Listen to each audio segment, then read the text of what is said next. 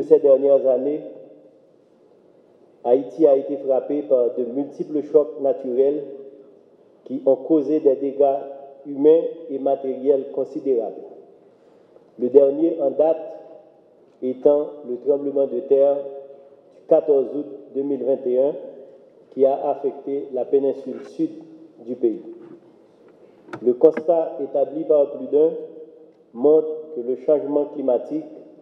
exacerbe les catastrophes de nature hydro-météorologique. La fréquence et l'ampleur de ces catastrophes nous montrent qu'il faut toujours être prêt pour apporter rapidement secours aux populations affectées, coordonner les interventions et investir dans la résilience au choc. Face à l'exposition accrue à ces risques majeurs et avec des marges de manœuvre budgétaires de plus en plus limitées, nous sommes obligés d'effectuer des arbitrages en faveur d'une politique de gestion des risques plus structurée et en même temps plus préventive et plus inclusive. Il s'agit pour nous de mener une stratégie intégrée de gestion des risques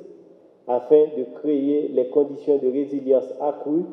et de mitiger les conséquences économiques et sociales de ces chocs. À cet égard, il convient de noter que notre pays a fait des progrès en matière de renforcement du cadre de gouvernance de la gestion de risques et désastres. Le cadre institutionnel s'est renforcé par le décret du 15 juin 2020 portant création et organisation du Système national de gestion des risques et désastres, SNGRD, qui définit les responsabilités des institutions publiques et privées dans le système national de préparation et de réponse aux chocs naturels. Si, en 2020,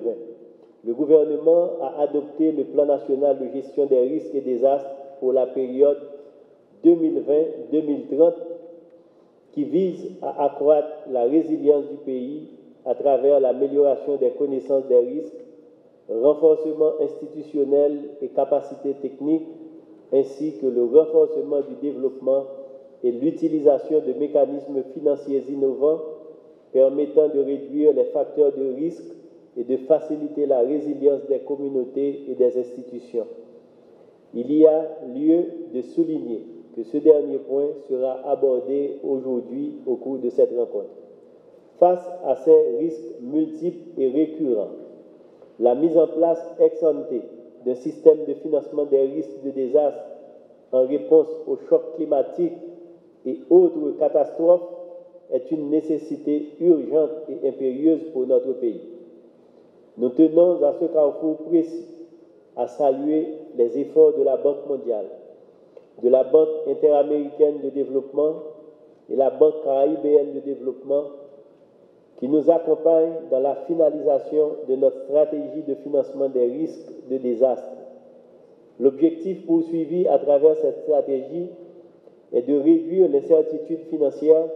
causée par les désastres et d'intégrer la gestion des risques de catastrophe dans la planification budgétaire du pays. Je voudrais adresser des remerciements à tous nos partenaires de développement pour leur engagement et leur collaboration dans la finalisation et la mise en œuvre de la stratégie pour atteindre d'ici 2032 un système de financement des risques de désastre adéquat aux besoins et capacités de notre pays. Dans ce contexte, la présentation qui sera faite par le directeur général du budget, M. Jean-Michel Silin, vous donnera une vue d'ensemble des efforts déployés par le gouvernement pour augmenter la couverture financière du pays en vue de faire face aux désastres